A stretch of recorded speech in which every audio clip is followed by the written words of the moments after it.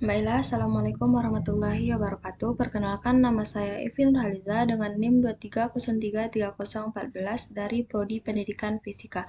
Baiklah, video ini dibuat untuk memenuhi tugas administrasi dan supervisi pendidikan dengan tugas yaitu menganalisis mengenai pengertian administrasi peserta didik, proses administrasi peserta didik, serta jenis-jenis instrumen administrasi peserta didik dan peran guru dalam administrasi peserta didik. Nah, administrasi peserta didik ini merupakan usaha dan kegiatan yang meliputi pengaturan tentang administrasi yang berkaitan dengan peserta didik dalam upaya mengembangkan potensi peserta didik. Administrasi kepeserta didikan ini berhubungan dengan tata usaha dalam penyimpanan data-data peserta didik. Administrasi peserta didik adalah proses pengelolaan kegiatan dari hal-hal yang berhubungan dengan peserta didik untuk mencapai tujuan pendidikan secara maksimal. Sedangkan menurut Haryanto, tahun 2013 administrasi peserta didik ini adalah proses pengaturan kegiatan dari hal-hal yang berhubungan dengan peserta didik untuk mencapai tujuan pendidikan, di mana tujuan administrasi pendidikan peserta didik ini adalah untuk mengatur kegiatan peserta didik mulai masuk sampai lulus sekolah. Pengaturan kegiatan peserta didik tersebut diarahkan pada peningkatan mutu kegiatan belajar mengajar, baik intra maupun ekstrakurikuler, sehingga memberikan kontribusi bagi pencapaian visi, misi, dan tujuan sekolah serta tujuan pendidikan secara keseluruhan. Nah, cakupan administrasi peserta didik ini meliputi pengelolaan penerimaan peserta didik baru, pengelolaan bimbingan dan penyuluhan, serta pengelolaan kelas. Menurut Haryanto, tahun 2013 terdapat 7 kelompok administrasi peserta didik. Yang pertama, perencanaan dan penerimaan peserta didik baru. Yang kedua, orientasi peserta didik baru. Yang ketiga, bimbingan dan konseling. Yang keempat, pengaturan disiplin dan tata tertib sekolah. Yang kelima, pengelompokan peserta didik dan tata cara menentukan kedudukan peserta didik dalam kelompok. Yang keenam, pencatatan data atau sensus peserta didik dan instrumen yang digunakan. Dan yang terakhir, yang ketujuh, yaitu mutasi peserta didik. Selanjutnya itu mengenai perencanaan dan penerimaan peserta didik baru. Pada sekolah yang memang harus membatasi jumlah penerimaan peserta didik barunya, penetapan daya tampung memang merupakan suatu keharusan, karena dapat dilakukan dengan menghitung banyaknya bangku yang tersedia dikalikan dengan muatan bangku dikurangi peserta didik yang tinggal di kelas.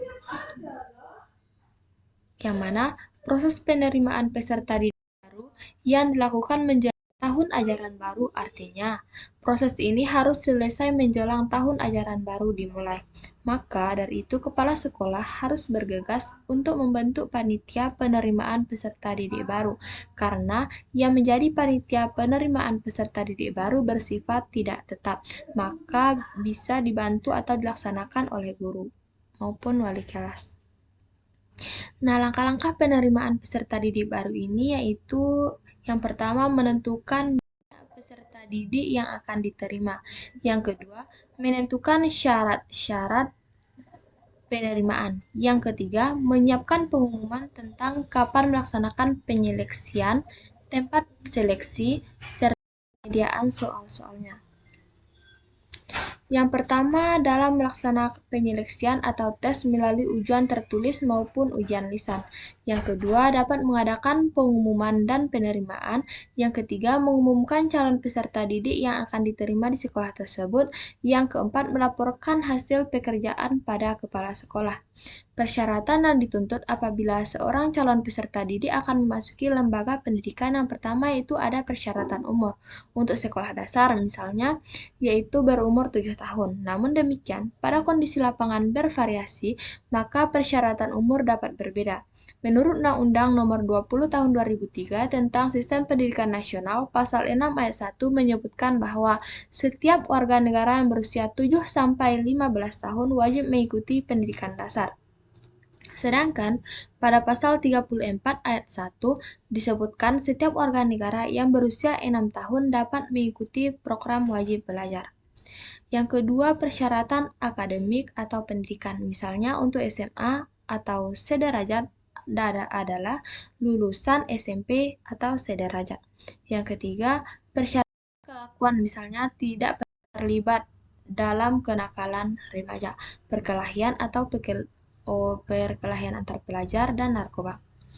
Yang keempat ada persyaratan kesehatan. Misalnya, di antara persyaratan untuk masuk jurusan pendidikan guru sekolah dasar atau PGSD adalah tidak tuli atau cacat fisik yang dapat mengganggu jika yang bersangkutan menjadi guru sekolah dasar. Yang kelima, persyaratan keuangan. Misalnya, untuk masuk ke sekolah swasta mampu membayar hutang pendaftaran dan sumbangan pembinaan pendidikan selama masa pendidikannya. Yang keenam, persyaratan rayon, di mana sekolah menerima sebagian besar 90% calon peserta didik yang masih dalam rayonnya, sedangkan sisanya 10% untuk calon peserta didik di luar rayon, dalam dan luar kota. Selanjutnya yaitu orientasi peserta didik baru, yang merupakan suatu upaya sekolah untuk memperkenalkan potensi sekolah kepada peserta didik baru dan potensi peserta didik baru kepada sekolah dengan maksud untuk dapat membantu mempercepat adaptasi peserta didik baru tersebut pada sekolah yang dimasukinya. Selanjutnya, bimbingan dan konseling. Peranan kepala sekolah dalam program layanan kepada peserta didik dan bimbingan, yang mana peranannya yaitu bertanggung jawab utama bimbingan dan konseling di sekolah, seperti memahami sudut pandang bimbingan dan implikasinya, menciptakan suasana yang kondusif untuk terselenggaranya proses bimbingan, dan memastikan bahwa program bimbingan di sekolah itu telah terorganisir. Bisa juga menjamin adanya kepemimpinan administratif untuk program bimbingan di sekolah, menyediakan kondisi yang optimal untuk program bimbingan yang efektif, dan mengkoordinir semua kegiatan di sekolah. Sedangkan untuk peran wakil kepala sekolah itu sendiri yaitu bekerja secara aktif dan kooperatif dengan semua personelia yang terlibat dalam proses bimbingan.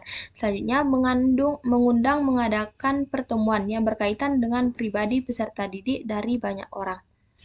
Selanjutnya, berpartisipasi dalam pertemuan studi kasus, bersedia dan mendorong adanya interview pribadi tentang bimbingan kepada anak, orang tua, guru, dan pihak terkait lainnya, serta menggunakan teknik bimbingan yang paling baik yang ada dalam menangani masalah anak.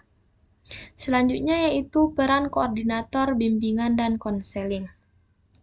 Yang pertama, mengkoordinasikan para guru pembimbing dalam memasyarakatkan bimbingan dan konseling kepada personalia di sekolah, menyusun program, melaksanakan kegiatan bimbingan dan konseling di sekolah, mengadministrasikan kegiatan bimbingan dan konseling, menilai hasil pelaksanaan kegiatan bimbingan dan konseling, dan menganalisis hasil pelaksanaan bimbingan dan konseling.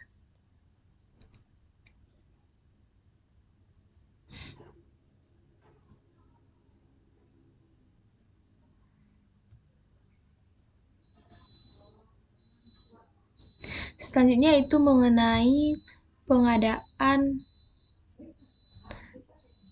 perlengkapan sekolah, di mana pada dasarnya merupakan upaya untuk merealisasikan secara pengadaan perlengkapan yang telah disusun sebelumnya. Seringkali sekolah mendapat bantuan sarana prasarana dari pemerintah.